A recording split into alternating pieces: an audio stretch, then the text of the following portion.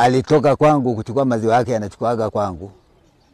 Akamkuta mtoto pale anatoka damu masikioni na watoto wengine wanalia.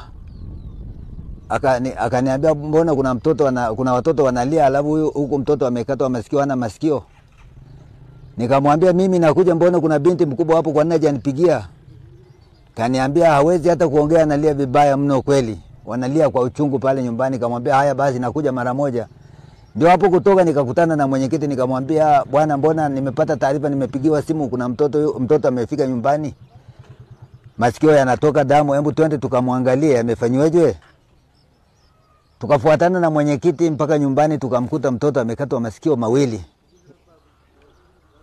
Nikamuuliza pale ni nini, akasema Hamisi alinikata na wembe, alikata masikio pamoja na kifua, na huku kichwa kimevimba.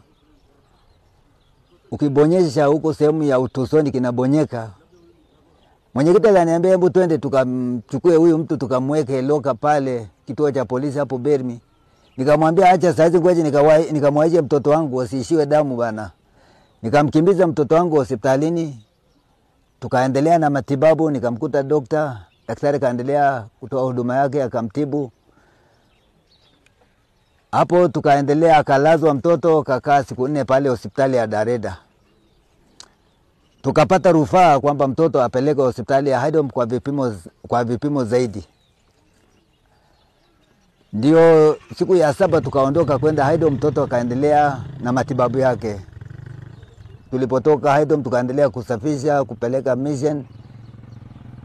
Ndipo ukapata unafuu.